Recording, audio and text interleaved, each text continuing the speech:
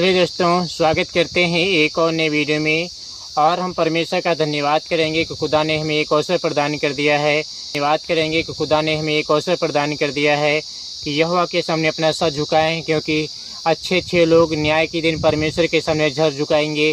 बड़े बड़े राजा महाराजा, तंत्री मंत्री, विधायक, जितने राजा महाराजा हो गए, मर गए हैं, सब मेरे मसीह उनकी आत्मा अथाह कुंड में तड़प रही है। न्याय के दिन यीशु मसीह के सामने वे लोग झुकेंगे, यीशु मसीह के सामने रोएंगे, पछताएंगे जब उनको नरक में डाला जाएगा। क्योंकि परमेश्वर यहोवा ने खुद अपनी शपथ खाई है, खुद उन्होंने बोला है कि मेरे जीवन की सौगंध की हर एक घुटना मेरे सामने झुकेगा। और मेरे जितने घमंडी लोग आज यीशु को भूल चुके हैं, यीशु मसीह का इनकार करते थे, वे सब यहोवा के सामने रोएंगे, पछताएंगे। आज का हमारा विषय है सुबह की प्रार्थना के लिए दुख और संकट में बाइबल के 5 वचन। जो मैं 5 वचन आपके सामने पढ़ने जा रहा हूँ, सुबह इनको सुने और रात को सुने। जब आपका मेरे मसीह समय मिले ज़रूर सुने, वीडियो को कट करके ना जाए, क्योंकि ये परमेश्वर के वीडियो होते हैं, बहुत मुश्किल से आपके सामने पहुंचते रहते हैं। बहुत खुश नसीब है कि अपनी आंखों से मोबाइल पर ये वीडियो देख रहे हैं। बहुत किस्मत वाले हैं कि अपनी आंखों से परमेश्वर के वचन बाइबल को पढ़ रहे हैं। बहुत लक्की है मेरे मसीह बहन, वरना ऐसे कितने लोग होंगे जिनकी आय हमेशा के लिए क्लोज हो चुकी होगी, और उनके परिवार वाले जो होंगे, फैमिली मेम्बर वाले, वो इनकी पत्नी बाल बच्चे, वे सब रो रहे होंगे कि मेरा घर वाली पत्नी बाल बच्चे कहाँ चले गए।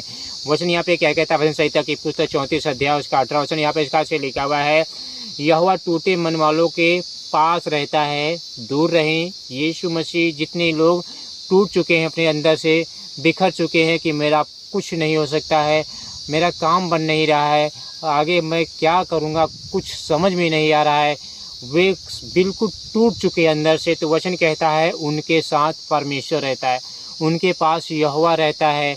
आपका हर एक नुकसान हो रहा, कोई बात नहीं, परमेश्वर आपके पास है, बस आपको प्रार्थना करने की ज़रूरत। वचन कहता है और पिसे हुओं का उद्धार करता है, यानी टूटे हुए हैं, पिसे हुए हैं, कमज़ोर हैं, निर्बल हैं, कोई उनका साथ नहीं दे रहा है, खुदा उनका साथ देगा। मेरे मसीह बहनों, परमेश्वर एक मनुष्य को, एक विश्वासी को घोड़े पर से उठाकर राजाओं के संग बिठा देता है। आज गरीबी है तो कल वही गरीबी दूर कर देता है परमेश्वर। आज अंधेरा है तो कल वही अंधेरा दूर करके एक प्रकाश देता है परमेश्वर, एक उजाला देता है परमेश्वर। हमारा ऐसा खुदा है। वचन यहाँ पे कहता है जब हमारा मन दुखी होता है, जब हम निराश होते हैं, काम नहीं बनता है, किसी बड़ी परेशानी के कारण हम टूट जाते हैं, क्योंकि परेशानी जब आती है तो हमारी प्रार्थना करने का मन नहीं करता है, बाइबल पढ़ने का मन नहीं करता है। क्यों? क्योंकि हमारे अंदर जीवन में परेशानी है। तो एक समय ऐसा आएगा कि आप परेशानी मेरे मसीह बहनों याद करोगे, बाइबल नहीं पढ़ोगे, प्रार्थना नहीं करोगे। क्यों? क्योंकि वो परेशानी याद आ रही है। लेकिन यीशु मसीह कहते हैं मैं पिसे हुओं का उद्धार करता हूँ, और जो मेरे में टूटे हुए हैं लोग, उनके मैं पास रहता हूँ। ये परमेश्वर का वचन कहता है। हालेलुया। मेरे मसीह बहनों, कोई हमारी परवाह करे ना करे, लेकिन हमारी परवाह यीशु मसीह करता है, हमारी परवाह यहोवा करता है मेरे मसीह बहनों। लेकिन यह वचन हमें आश्वासन देता है मेरे मसीह बहनों कि परमेश्वर ऐसे समय में हमसे दूर नहीं होता है। जब हम टूटे हुए होते हैं, जब हम रोते हुए होते हैं, जब परेशान होते हैं, तो उस समय परमेश्वर हमारे साथ रहता है, उस समय खुदा हमारे साथ रहता है मेरे मसीह बहनों। उस समय परमेश्वर हमारे निकट रहता है। कई बार दुख के समय लोग हमारा साथ छोड़ देते हैं, लेकिन परमेश्वर कभी नहीं छोड़ता है। वचन कहता है जब आपके ऊपर विपत्ति आएंगी तो लोगों के सामने आप जाओगे मदद लेने के लिए, तो लोग आपकी क्या करेंगे? मदद नहीं करेंगे। लोग आपको झुठला देंगे, लोग आपकी सहायता नहीं करेंगे, लोग आपको भगा देंगे, क्योंकि आप परमेश्वर के चुने बेटे बेटी हों। लेकिन जब आप परमेश्वर से लिपटे रहोगे, परमेश्वर के पास बैठे रहोगे, तो आपकी हर एक परेशानी परमेश्वर स्वयं दूर कर देंगे।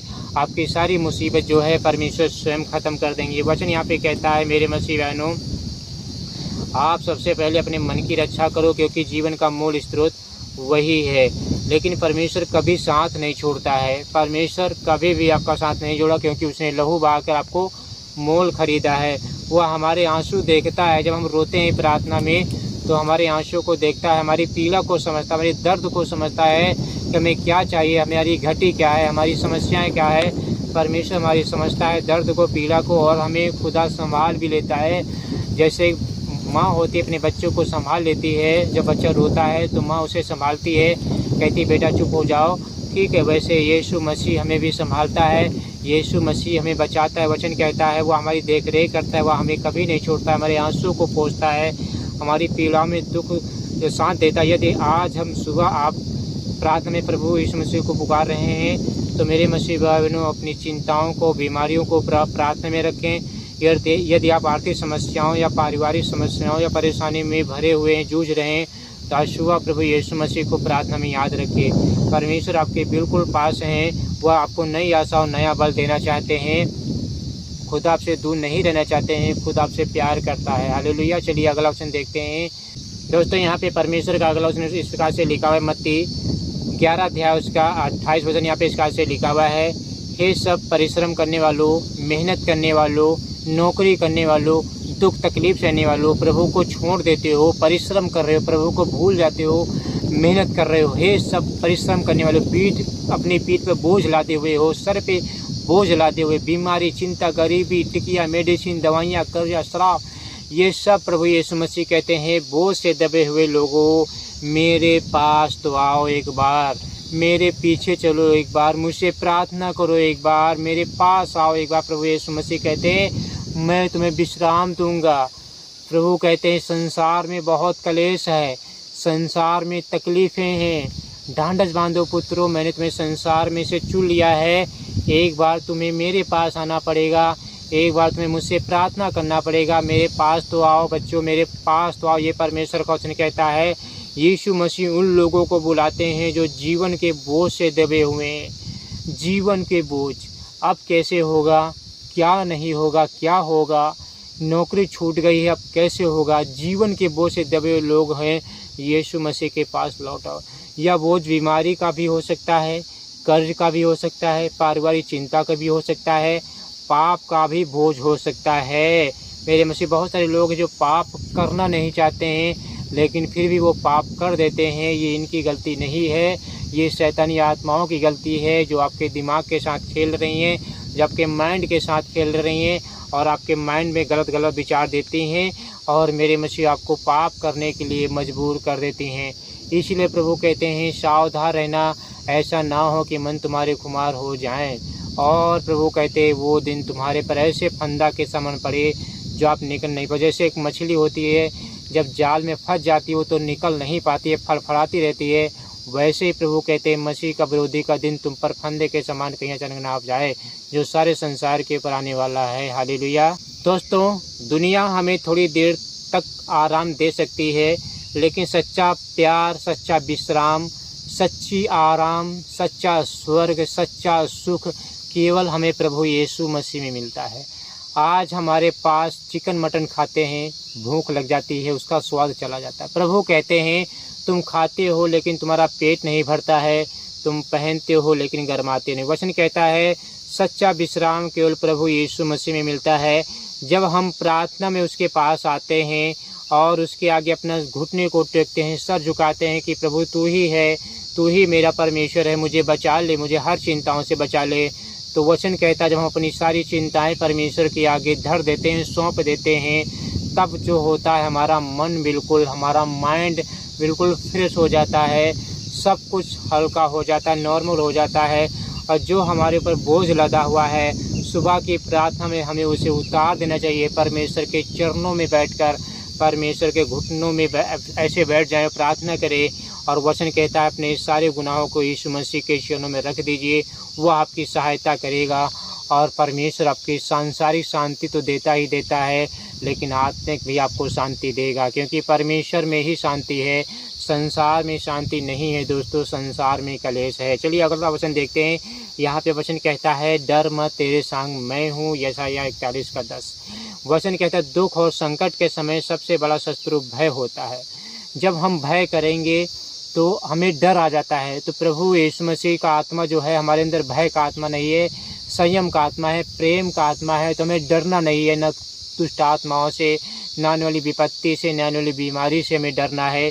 वचन यहाँ पे कहता है हम भय से डर जाते हैं, हम शत्रुओं से डर जाते हैं, हम भविष्य की चिंताओं करने वाले हो जाते हैं, सोचते हैं कि अब क्या होगा। लेकिन परमेश्वर कहता है मत डर। ये परमेश्वर का वचन कहता है कि मत डर। ये खुदा का वचन कहता है कि मत डर, तेरे साथ मैं खड़ा हूँ। हालेलुया। दोस्तों इस वचन में परमेश्वर केवल हमें हिम्मत नहीं देता है, बल्कि वह वादे भी करता है कि मैं तेरे साथ हूँ। हमारे यार दोस्त होते हैं, रिश्तेदार होते हैं, वो कहते हैं चिंता ना करो मैं तुम्हारे साथ हूँ। जब कोई हॉस्पिटल में भर्ती होता है तब पता चलता है कि असली दोस्त कौन है, असली रिश्तेदार कौन है। एक बार अपनी पत्नी को भर्ती करा के देखो, ठीक अपने माता पिता को भर्ती करा के देखो, आपको पता चल जाएगा कि आपका दोस्त कौन है, आपका रिश्तेदार कौन है। उस समय कौन आपकी मदद करता है, कौन आपको पैसा देता है, कौन हॉस्पिटल में आपको देखने के लिए आता है, उस समय पता चल जाता है कि कौन निकट है कौन दूर है। लेकिन परमेश्वर हमारे निकट रहता है, परमेश्वर हमसे दूर नहीं रहते हैं। परमेश्वर हमारा हाथ थामकर हमारी मदद करता है, परमेश्वर हमें शांति देता है, परमेश्वर हमें सांत्वना देता है, वो हमें दिलासा देता है, वो हमें हिम्मत देता है कि डर मत, मैं तेरे साथ हूँ, मैं तुझे दृढ़ करूँगा। यानी परमेश्वर कहते हैं मैं तुझे दृढ़ करूँगा, मैं तुझे खड़ा करूँगा और तू बढ़ता ही चला जाएगा। जिस काम में तू हाथ लगाएगा तेरे काम बनते जाएंगे, तू सफल होता जाएगा, तुझे झुकना नहीं पड़ेगा। ये परमेश्वर का वचन कहता मैं तेरी सहायता करूँगा, हेल्प करूँगा और तुझे अपने हाथों में संभाले रहूँगा। इसका अर्थ है कि चाहे परिस्थिति कितनी भी कठिन क्यों ना हो, कितनी भी ज़्यादा गहराई में समस्या में क्यों ना डूबे हुए हों, परमेश्वर आपको गिरने नहीं देगा। जब सब रास्ते बंद दिखाई देते हैं तब भी परमेश्वर एक नया मार्ग बना देता है। आपके आगे चाहे जितना अंधेरा हो, चाहे जितने दरवाजे बंद हो, लेकिन परमेश्वर आपके लिए एक दरवाज़ा खोल के रखेगा।